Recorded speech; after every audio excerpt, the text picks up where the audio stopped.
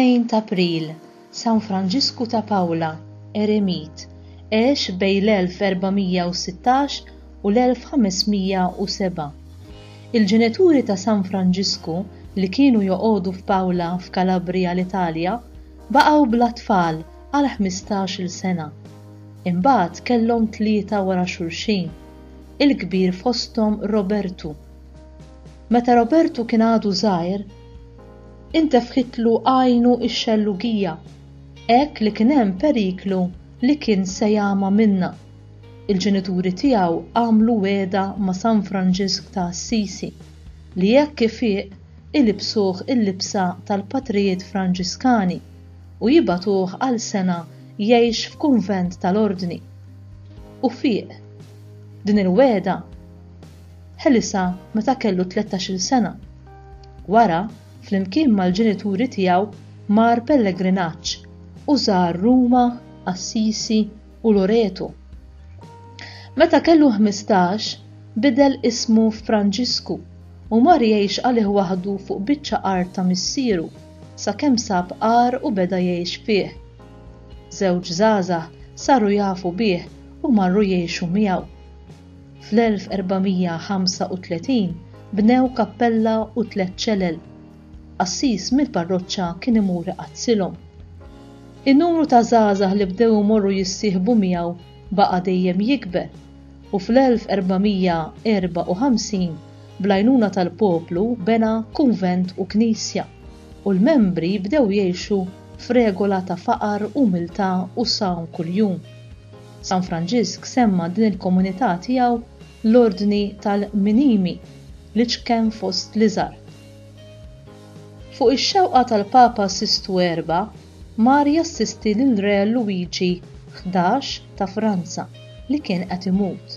Il-Papa offra li jordinaħ saċerdot biex jaqdi aħjar il-missjoni tiegħu iżda Franġisku talbu minn qalbu jħallih lajk. Wara l-mewt tar-Re Luigi, Karlu VIII u warajh Luigi XII żammewh fi Franza u bis-saħħa hekk San Franġisk kiseb ħafna għajnuna minn għandhom biex jibni kunventi tal-ordni tiegħu fi Franza u f'pajjiżi oħra fl-Ewropa. 3 xhur qabel miet, ħalla l-impenn li kellu mar-re u mar jgħix fis-solitudni tal-monasteru fejn miet fil-ġimgħa l-kbira tas-sena 1507 fl-età ta' 91 sena f'Tours, Franza. Il-Papa Ljun X għamlu beatu fis-sena 1513 u 6 snin wara iddikjarah qaddis.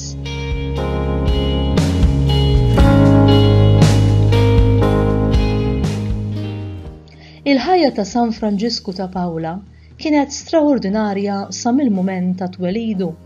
Infatti hu twieled fis-27 ta' Marzu tal-1416 minn Giacomo Alesso imsejjaħ il-Martolilla u Vienna da Fuscaldo, koppja ta' ġenituri diġà avvanzati fiż-żmien.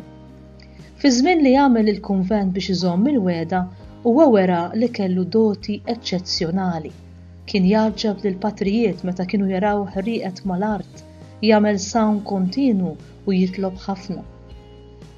Kienu jitkellmu fuqu bħala dak il-bniedem li jagħmel ħwejjeġ straordinarji bħal meta mitluf fit-talb ġewwa l-kappella nesa jixel in-nar biex isir l-ikel għall-patrijiet.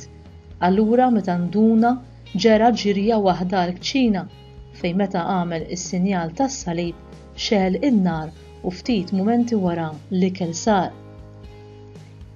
Wara 5 snin jgħix ta' eremita fis-solitudni, ingħaqdu miegħu żewġ żgħażagħ li rridu jgħixu bħalu u fis-sena 1446 kappella u 3 ċelel bdiet l-ewwel żerrja tal-futur ordni tal-Minimi bil-permess tal-Isqof.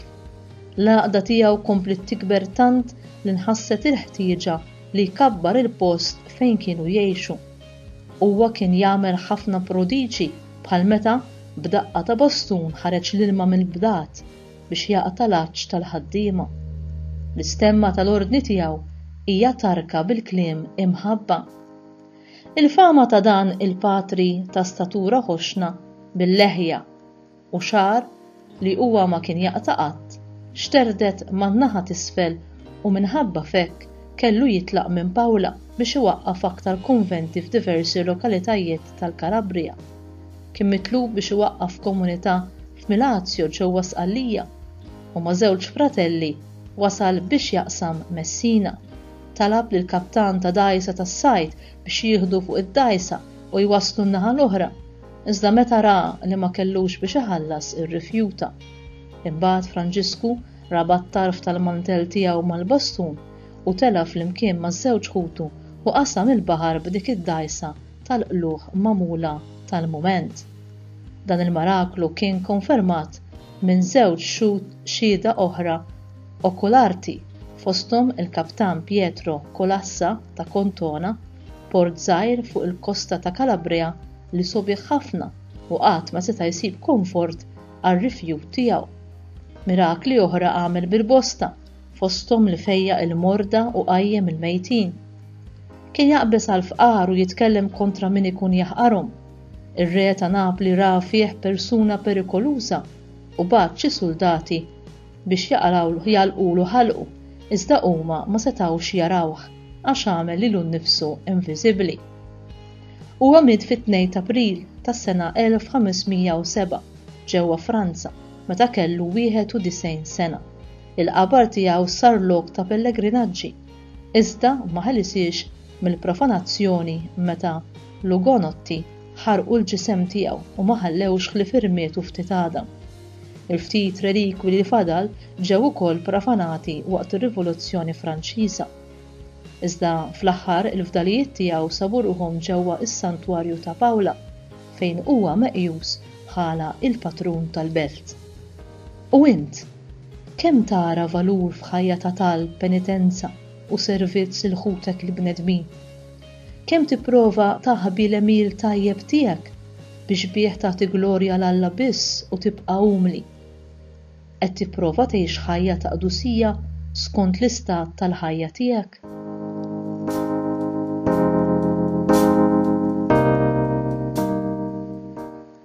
Talba mill-liturġija tas-sigħat. O Alla, li tkabbar lil min jiċċekken, intellajt lil San Franġisku ta' Pawla fil-glorja tal-qaddisin tiegħek. Għatina li bil-merti u l-eżempji tiegħu niksbu b'wiċċ il-ġid il-premju li jint wett lil min iċekken lilu nnifsu. Nitolbuk dan bi Kristu Sidna. Amen.